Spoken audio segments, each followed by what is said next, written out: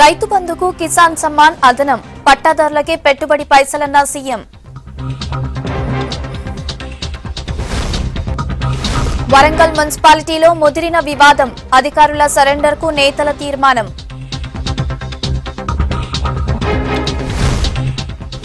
విద్యార్థుల గల్లంతుపై పోలీసుల ఎంక్వైరీ, ఇంకా దొరకని 5గురు ఆచూకీ.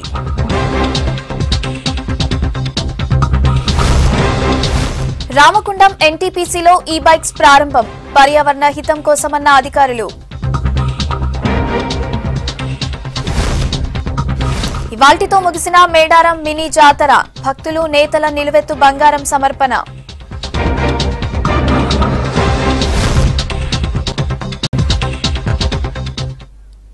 టీఆర్ఎస్ సర్కార్ రైతు పక్షపాతిగానే ఉంటుందన్నారు సీఎం కేసీఆర్. రైతులపై మరొకరి అజమాయిషీ ఉండబోనియమన్న సీఎం, పట్టాదారుకే రైతు బంధు ఇస్తామన్నారు. కౌలు రైతులను భూస్వాములే ఆదుకోవాలని సీఎం కేసీఆర్ సూచించారు. రైతు బంధుకు పీఎం కిసాన్ సమ్మాన్ స్కీమ్ కు సంబంధం లేదన్నారు. కేంద్రం ఇచ్చే 6,000 రూపాయలు రాష్ట్ర రైతులకు అదనమని చెప్పారు సీఎం. ఉంటారండి, కౌలు రైతులు ఉంటారు. అధ్యక్ష నేనే ఉన్నా, నాకు ఇప్పుడు ఈ సంవత్సరం వెళ్తే బాగుంది, నా వ్యవసాయం నేను చేసుకోను. లేదు నెక్స్ట్ ఇయర్ నాకు చేత కాలేదు, ఇంకో ఆయన కౌలుకి ఇస్తాను. ఆ మర్నాడు ఇంకో ఆయన 2,000 ఎక్కువ ఇస్తాను, ఇంకో ఆయనకి ఇస్తాను. 3వ సంవత్సరం ఇంకో ఆయనకి ఇవ్వచ్చు. ఇక గవర్నమెంట్ ఇదే పని అధ్యక్ష. కేసీఆర్ అనేవాడు ఎవరికి ఇస్తాను భూమి, ఈ సంవత్సరం ఎవరికి ఇచ్చిండు, ఆ సంవత్సరం ఎవరికి ఇచ్చిన, మళ్ళీ సంవత్సరం అది రాసుకుంటూ కూర్చోను నేను. గవర్నమెంట్కి ఏం పని లేదా? కాబట్టి మేము నిర్ణయం తీసుకున్నాం, ఒక పాలసీ తీసుకున్నాం. ఎన్నికలకు ముందు కూడా నేను ఇదే శాసనసభలో ఇదే ప్లేస్ నుంచి కుండ బద్దలు కొట్టినట్టు చెప్పాను.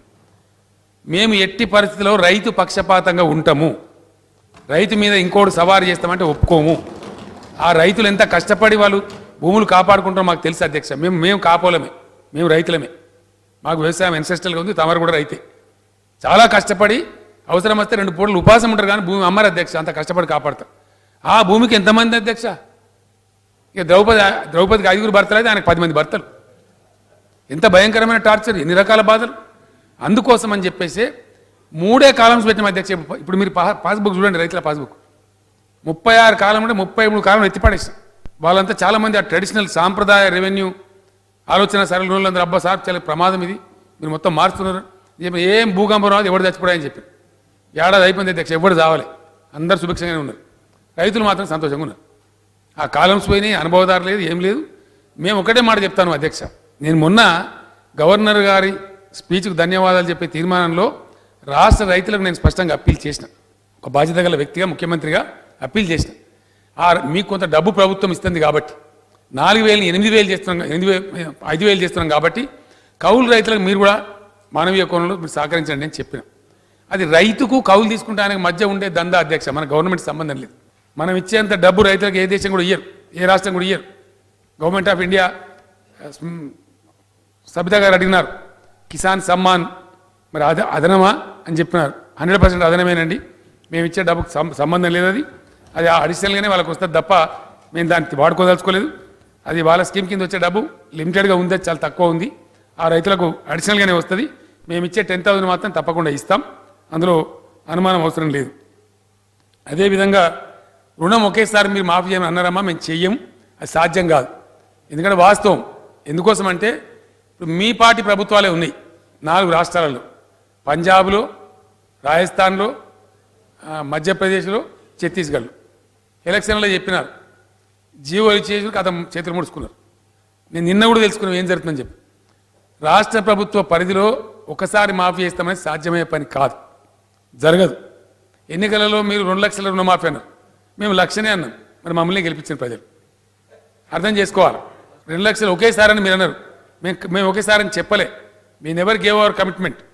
పోయినసారి పద్ధతిలోనే చేస్తామని చెప్పినాం. ఈసారి సపరేట్గా నేరుగా రైతులకే చెక్ ఇద్దామా ఏందని కూడా ఆలోచన చేస్తూ ఉన్నాం. నేను ఆల్రెడీ ఫైనాన్స్ డిపార్ట్మెంట్ కూడా ఆదేశం కూడా ఇచ్చినాను.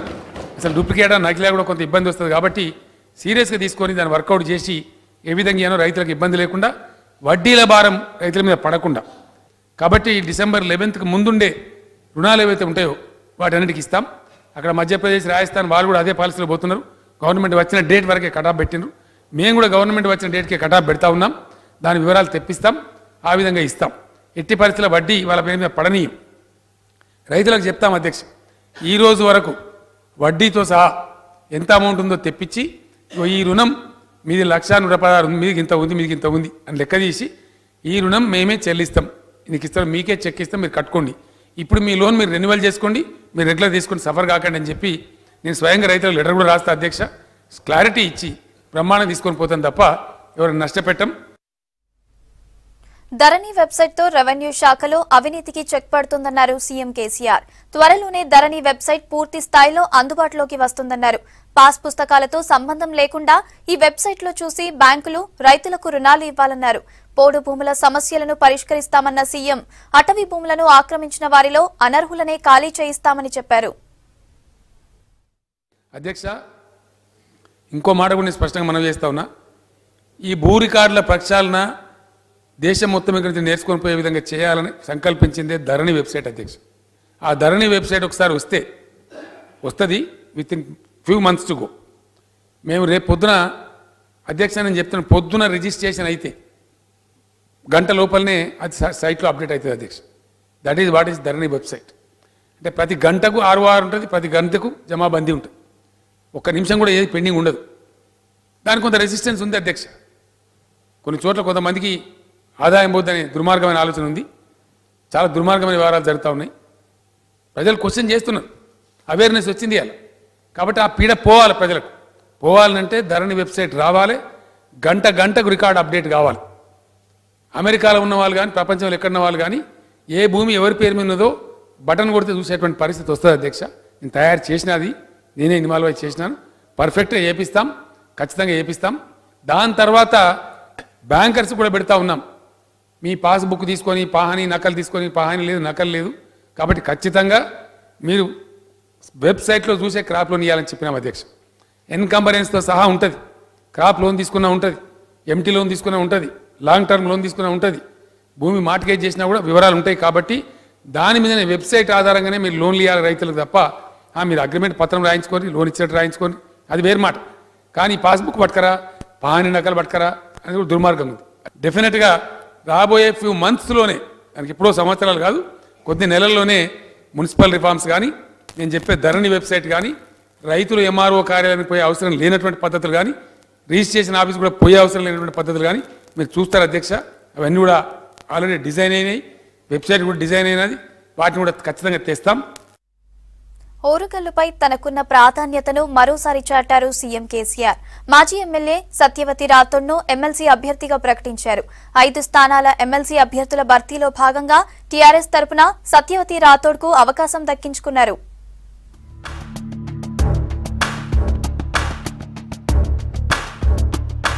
రాష్ట్రంలో ఎమ్మెల్యే కోట ఎమ్మెల్సీ ఎన్నికలకు అభ్యర్థులను ప్రకటించింది టీఆర్ఎస్. 5 స్థానాలకు జరిగే ఎన్నికల్లో ఉమ్మడి వరంగల్ జిల్లాలో ఒకరికి అవకాశం ఇచ్చారు సీఎం కేసీఆర్. మహబూబాబాద్ జిల్లా నుంచి ఎస్టీ సామాజిక వర్గానికి చెందిన మాజీ ఎమ్మెల్యే సత్యవతి రాథోడ్ను అభ్యర్థిగా ప్రకటించారు. వరంగల్ ఉమ్మడి జిల్లాలో ఈ మధ్య జరిగిన సాధారణ ఎన్నికల్లో జిల్లాలోని 12 అసెంబ్లీ స్థానాల్లో 10 చోట్ల టీఆర్ఎస్ అభ్యర్థులే ఎమ్మెల్యేలుగా ఘన విజయం సాధించారు. దీంతో చాలా మంది నేతలు ఎమ్మెల్సీ పదవిపై ఆశలు పెట్టుకున్నారు. కానీ కేసీఆర్ మాత్రం అభ్యర్థి ఎంపికలో తనదైన మార్క్ చూపించారు.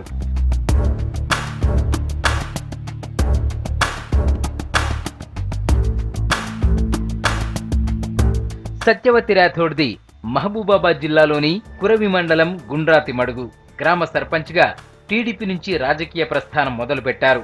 7వ తరగతి వరకే చదివిన సత్యవతి రాజకీయాల్లో మాత్రం తనదైన ముద్ర వేసుకుంటూ వెళ్లారు. 1996లో గుండ్రాతి మడుగు సర్పంచ్గా, 1989 నుంచి 1991 వరకు పంచాయతీ సభ్యురాలిగా, 2007లో నరసింహులపేట జడ్పీటీసీగా పనిచేశారు. 2009లో డోర్నకల్ నియోజకవర్గాన్ని ఎస్టీకి రిజర్వ్ చేయడంతో ఇక్కడి నుంచి పోటీ చేసే అవకాశం కల్పించింది టీడీపీ. ఆ ఎన్నికల్లో రెడ్డి నాయక్పై ఆమె విజయం సాధించారు. 2014 నాటికి కారెక్కి టీఆర్ఎస్ తరపున పోటీ చేసిన సత్యవతి రెడ్డి నాయక్ చేతిలో ఓడిపోయారు. ఆ తర్వాత జరిగిన రాజకీయ పరిణామాలతో 2018 ఎన్నికల్లో పోటీ చేసే అవకాశం దక్కలేదు. కాంగ్రెస్ నుంచి గెలిచిన రెడ్డి నాయక్ టీఆర్ఎస్ లో చేరడం, సిట్టింగ్ గా ఆయనకే టికెట్ కేటాయించడంతో ఆయన 6వ ఎమ్మెల్యేగా గెలిచారు.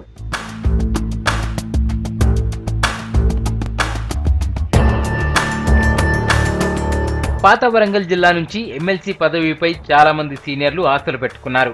మాజీ మంత్రి సారయ్య, ఉమ్మడి జిల్లా అధ్యక్షుడిగా పనిచేసిన రవీందర్రావు, మాజీ ఎమ్మెల్యే సుధాకర్ రావు, నాగూర్ల వెంకటేశ్వర్లు, ఎర్రబెల్లి ప్రదీప్ రావు ఇలా చాలా పెద్ద లిస్టే ఉంది. అయితే రెడ్జా నాయక్ కాంగ్రెస్ నుంచి టీఆర్ఎస్ లో చేరినప్పుడు సత్యవతికిచ్చిన మాట నిలబెట్టుకున్నారు కేసీఆర్. శాసనసభ ఎన్నికల్లో టికెట్ రాకున్నా పార్టీ విజయం కోసం పనిచేయడం సత్యవతికి కలిసొచ్చింది.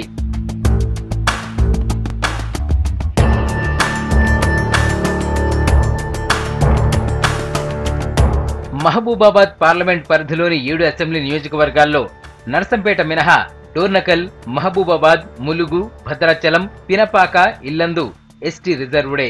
ఈ మధ్య జరిగిన ఎన్నికల్లో నర్సంపేట, మహబూబాబాద్, డోర్నకల్లో మాత్రమే టీఆర్ఎస్ గెలవగా మిగతా 4 చోట్ల కాంగ్రెస్ అభ్యర్థులు విజయం సాధించారు. ఈ క్రమంలో మహబూబాబాద్ నియోజకవర్గంలో పార్టీని బలోపేతం చేసేందుకు ఎస్టీలకు ఎమ్మెల్సీ అవకాశం ఇచ్చినట్లు తెలుస్తోంది. ఎమ్మెల్యేల కోటాలో జరుగుతున్న ఎన్నికలు కావడంతో టీఆర్ఎస్ తరపున అవకాశం వచ్చిన సత్యవతి రాథోడ్ ఎన్నిక ఈజీనే. గ్రేటర్ వరంగల్ మున్సిపల్ కార్పొరేషన్ లో ప్రజాప్రతినిధులు, అధికారుల మధ్య యుద్ధం నడుస్తోంది. అధికారులు తమ మాట వినటం లేదని, సక్రమంగా పనిచేయటం లేదని కార్పొరేటర్లు ఆరోపిస్తున్నారు. మరోవైపు కార్పొరేటర్లు తమపై పెత్తనం చెలాయించాలని చూస్తున్నారని అధికారులు అంటున్నారు. దీంతో ఇక్కడ పనిచేసే అధికారులను ప్రభుత్వానికి సరెండర్ చేయటం రివాజుగా మారింది. జీడబ్ల్యూఎంసీలో ప్రజాప్రతినిధులు, అధికారుల మధ్య వార్పై ప్రత్యేక కథనం.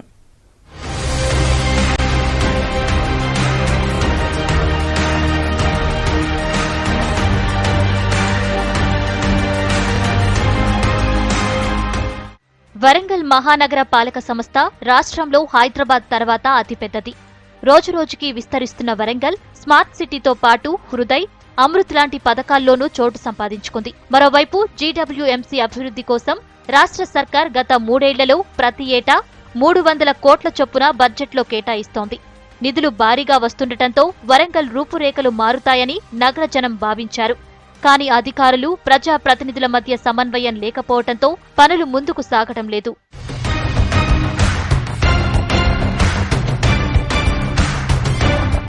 వరంగల్ గ్రేటర్ కార్పొరేషన్ గా మారి 3 ఏళ్లు కాకముందే 3 కమిషనర్లు బదిలీ అయ్యారు. అందులో సర్ఫరాజ్ అహ్మద్ ప్రమోషన్ పై కలెక్టర్ గా వెళ్లగా మరో 2 కమిషనర్ల బదిలీల వెనుక రాజకీయ ఒత్తిళ్లే కారణమనే ప్రచారం జరిగింది.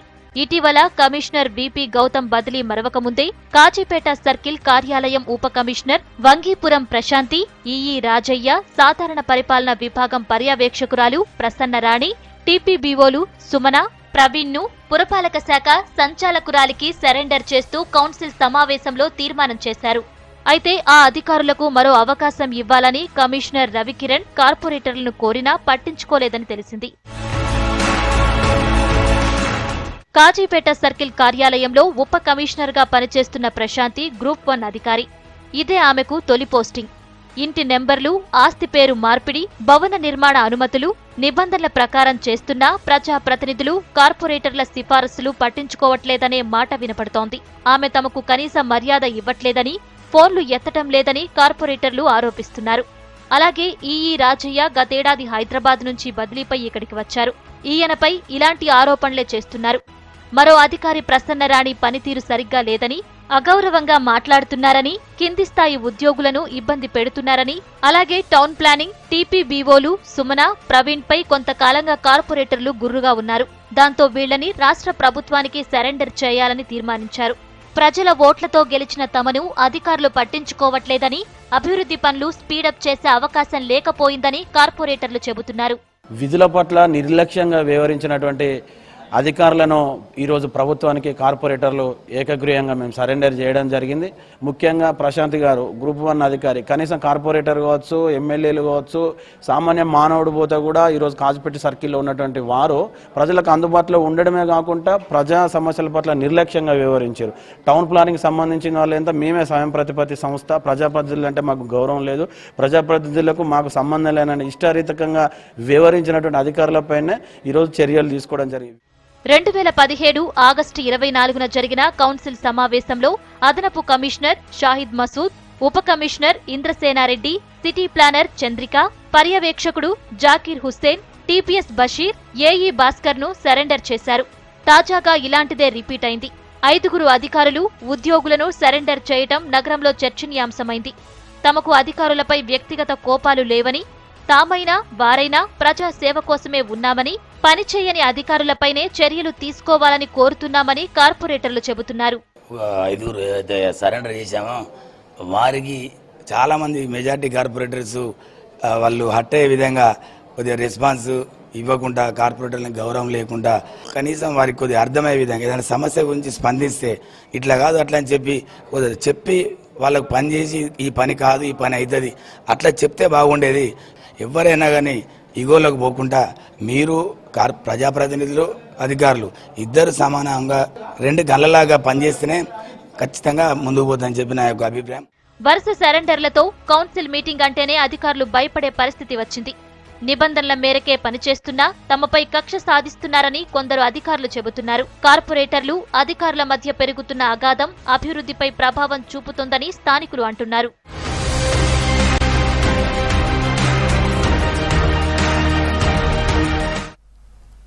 కరీంనగర్ జిల్లా శంకరపట్నంలోని కస్తూర్బా గాంధీ బాలికల పాఠశాల నుంచి 5 విద్యార్థులు మిస్ అయ్యారు. 10వ తరగతి చదువుతున్న 5 విద్యార్థులు నిన్న రాత్రి 11:30 సమయంలో గోడ దూకి పారిపోయారు. ఈ విజువల్స్ కరీంనగర్ వరంగల్ హైవేపై ఉన్న సీసీ కెమెరాలో రికార్డయ్యాయి. వీరిలో ఓ విద్యార్థినికి ప్రేమ వ్యవహారం ఉండటంతో గతంలో ఇంటికి పంపించారు. తల్లిదండ్రుల అభ్యర్థనతో తిరిగి స్కూల్లో చేర్చుకున్నారు. అయితే ప్రేమ వ్యవహారంతోనే విద్యార్థులు వెళ్లిపోయారా లేక పరీక్షల భయమా అనే దానిపై పోలీసులు ఎంక్వైరీ చేస్తున్నారు.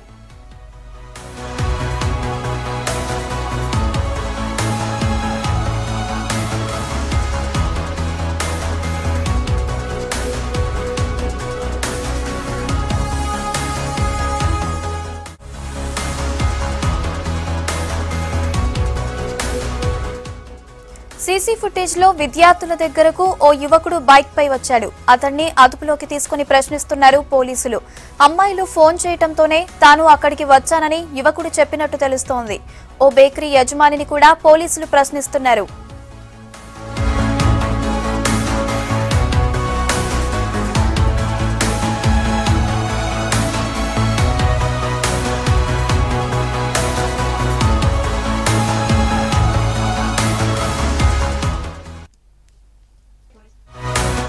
ఏరియాను కవర్ చేస్తూ సీసీ కెమెరాలు ఉన్నాయి కనుక 12 గంటల ప్రాంతంలో పిల్లలు ఆ ఏరియాలో కనబడుతున్నారు. ఒక అబ్బాయి రావడము, మాట్లాడడం కూడా అందులో ఫుటేజ్లో ఉంది. ఆ తర్వాత పిల్లలు కనిపించలేదు. మరి ఎస్ఐ గారు దానికోసం పూర్తి స్థాయిలో ప్రయత్నం చేస్తున్నారు. బిహేవియర్ ప్రాబ్లమ్స్ వస్తే కూడా వాళ్ళు కౌన్సిలింగ్ చేసిన ప్రతిసారి నాకు ఇంటరాక్ట్ అవుతూ ఉన్నారు. నేను వచ్చినప్పుడు కూడా 2-3 సార్లు పిల్లలతో ఇంటరాక్ట్ అవ్వడం జరిగింది. అంటే సబ్జెక్ట్ పరంగా కాకుండా బిహేవియర్ ప్రాబ్లమ్స్ కూడా ఎప్పుడు వాళ్ళతో డిస్కస్ చేస్తూనే ఉన్నాను. ఏమై ఉంటారు అనేది నేను కూడా ఇంకా నాకు వస్తలేదు సార్. ఎట్లా అనేది కూడా నేను చెప్పలేకపోతున్నాను. స్కూల్ భయం అయితే కాదు సార్. 100% దాంట్లో మాత్రం నేను చెప్పగలుగుతా సార్. స్కూల్ భయానికి మాత్రం కాదు. ఒకటి ఇప్పుడు స్కూల్ ఫోబియా అయితే లేదు అని మాత్రం చెప్పగలను నేను. అది 100% నేను చెప్తాను. అంటే ఐశ్వర్య మనకు 10th మంచి చదివే పాపనే, టాపరే. అయితే ఆ పాప పట్ల కొద్దిగా మిస్బిహేవ్ చేస్తే వాళ్ళ పేరెంట్స్ని పిలిపించాము, మాట్లాడాము, ఇంటికి వెళ్తా అంటే కూడా పంపించాను. 15 రోజులు ఉండి మళ్ళీ లేదండి మేము అలా చెయ్యము అని చెప్పి వచ్చారు, రావడం జరిగింది సార్. రైతు బంధుతో దేశానికి దిక్సూచిగా నిలిచిన తెలంగాణను సేంద్రియ వ్యవసాయంలో అదే రీతిలో నిలుపుతామన్నారు కరీంనగర్ ఎంపీ వినోద్ కుమార్. రెవెన్యూ గార్డెన్లో నిర్వహించిన సేంద్రియ రైతు సమ్మేళనంలో ఆయన మాట్లాడారు. కరీంనగర్లో జాతీయ సేంద్రియ వ్యవసాయ కేంద్రం ఏర్పాటుకు కృషి చేస్తానన్నారు. ఈ సదస్సుకు హాజరైన వ్యవసాయ శాస్త్రవేత్తలు రైతులకు సూచనలు చేశారు.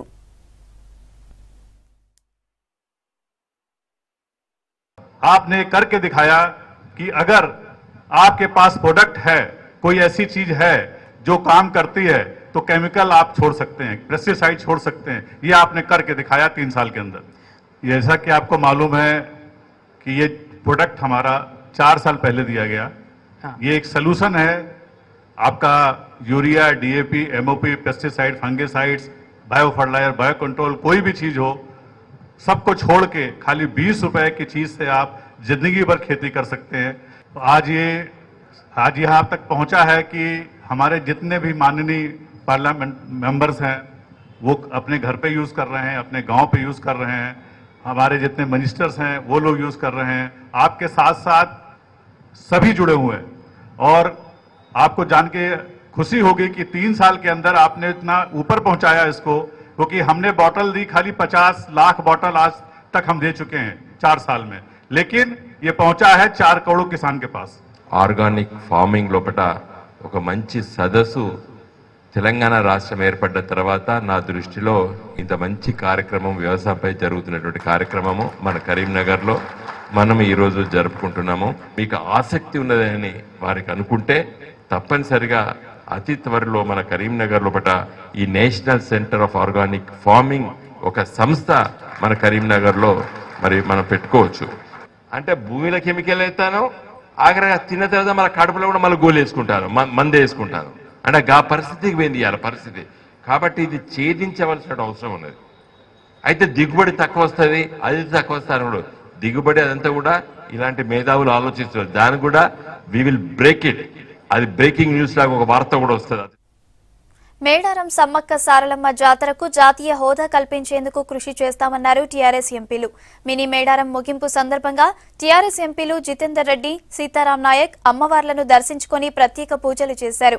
నిలువెత్తు బంగారం సమర్పించారు. అమ్మవార్ల దయతో తాము మరోసారి ఎంపీలుగా గెలుస్తామన్నారు నేతలు. ఇక చివరి రోజు కావటంతో భక్తులు పెద్ద సంఖ్యలో తరలివచ్చారు. జరుగుతున్న ఈ చిన్న జాతరకు వాళ్ళు రావడం జరిగింది. ఎన్నోసార్లు సీతారాం నాయక్ గారు మమ్మల్ని రావాలని చెప్పినా కానీ నేను ఎప్పుడు చెప్తుంటాను, ఆజ్ఞ అనేది ఎప్పుడైనా కానీ అక్కడి నుంచి రావాలి. సమ్మక్క సరళమ్మ దగ్గర నుంచి ఆజ్ఞ వచ్చినప్పుడు ఎవరు ఆపలేరని చెప్పినప్పుడు ఇమీడియట్గా ఇక్కడికి రావడం, అందరూ కూడా మొక్కడం జరిగింది. ప్రతి 2 సంవత్సరాలకు ఒకసారి మాఘశుద్ధ పౌర్ణమి నాడు వచ్చేటువంటి ఈ కోట్లాది మంది భక్తుల ఒక నమ్మకం, ఆరాధ్య దైవమైనటువంటి సమ్మక్క సారలమ్మల ఈ గద్దెలు ఈ తెలంగాణను రక్షించడమే కాదు, మా ముఖ్యమంత్రి గారికి నిండా శక్తినిచ్చి ఈ తెలంగాణను బంగారు తెలంగాణ తీర్చిదిద్దడంలో వారు తప్పనిసరిగా ఆశిస్తారని నేను వారి ప్రత్యేకంగా కృతజ్ఞతలు తెలియజేస్తూ ఈ జాతరను జాతీయ స్థాయి జాతర చేయాలని కోరాం. దేశంలో ఒకే ఒక ఆదివాసీ జాతర దాని గుర్తింపు ఉంది. మరి ఇంత దక్షిణ భారతదేశంలో కుంభమేళాగా ఉండేటువంటి మేడారం సమ్మక్క సారలమ్మ జాతరను జాతీయ స్థాయికి తీసుకెళ్తే బాగుంటుందని మా రామగుండం ఎన్టీపీసీలో 20 ఈ-బైక్లను ప్రారంభించారు ఈడీ రవీంద్ర కుమార్. ఛార్జింగ్ అయిపోయాక సైకిల్ లాగా వీటిని నడిపే వీలుంటుంది. ట్రయల్ రన్ లో భాగంగా 20 బైక్లు ప్రారంభించారు. వరంగల్ నీట్ విద్యార్థులు వీటిని తయారు చేశారు. ఈ బైక్ ఒక్కసారి ఛార్జింగ్ చేస్తే 40 కిలోమీటర్లు ప్రయాణిస్తుంది. టౌన్షిప్ లో పనిచేసే ఉద్యోగులకు వీటిని అందిస్తారు.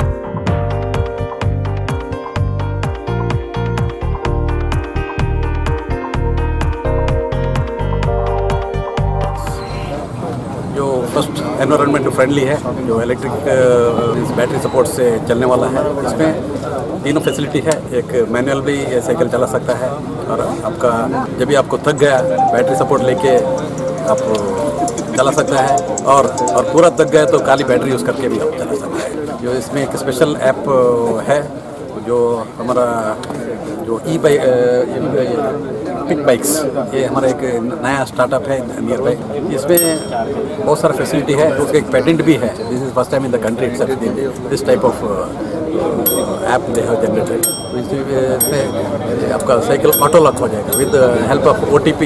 यू कैन लॉक और you can open the cycles. Pulwama ఉగ్రవాద దాడిలో అమరులైన వీర జవాన్లకు నివాళులర్పిస్తూ కరీంనగర్లో ఓ ప్రైవేట్ స్కూల్ విద్యా సంస్థ స్టూడెంట్స్ శాంతి ర్యాలీ నిర్వహించారు. తర్వాత ఆర్ట్స్ కాలేజ్ గ్రౌండ్లోని అతిపెద్ద జాతీయ జెండా దగ్గర అమర జవాన్లను స్మరిస్తూ సాంస్కృతిక కార్యక్రమం ఏర్పాటు చేశారు. 5 లక్షల రూపాయల విరాళాలు సేకరించారు. వీటిని అమర జవాన్ల కుటుంబాలకు అందజేస్తామని చెప్పారు.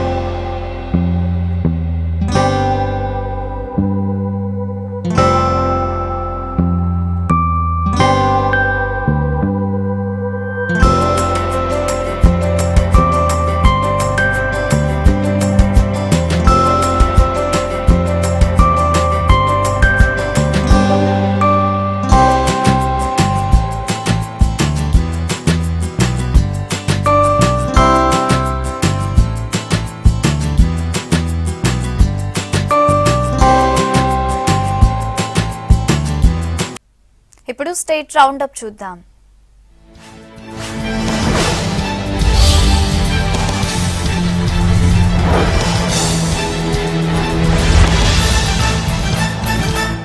పసుపు ఎర్రజొన్న మద్దతు ధర కోసం ఆందోళన చేసిన రైతులపై కేసులు పెట్టడాన్ని నిరసిస్తూ ఖమ్మంలో అఖిలపక్ష నేతలు నిరసనకు దిగారు. గిట్టుబాటు ధర అడిగితే రైతులపై కేసులు పెడతారా అని మండిపడ్డారు. రైతులపై వెంటనే కేసుల్ని ఎత్తివేయాలని డిమాండ్ చేశారు.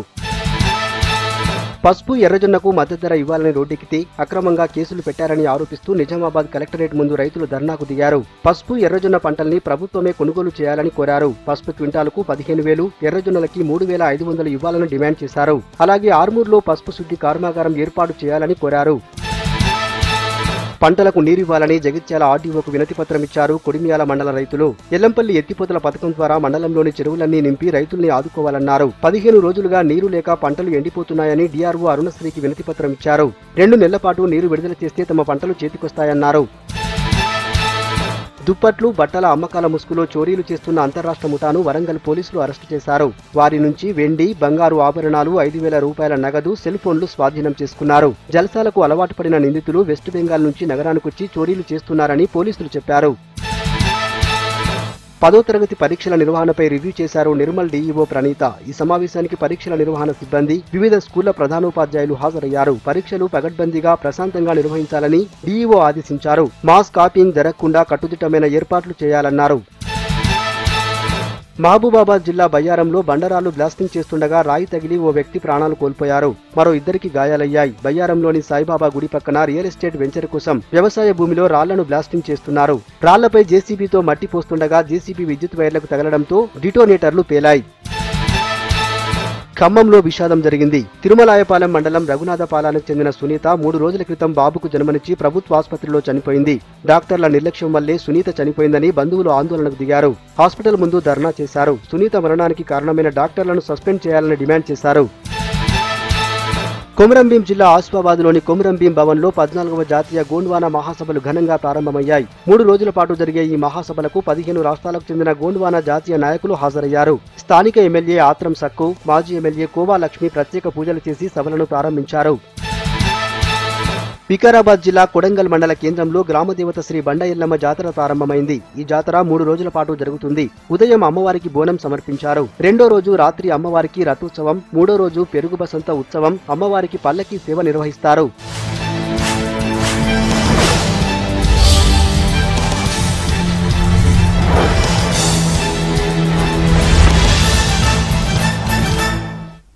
ఇవి తెలంగాణ అప్డేట్స్. కీప్ వాచింగ్ వి6 న్యూస్.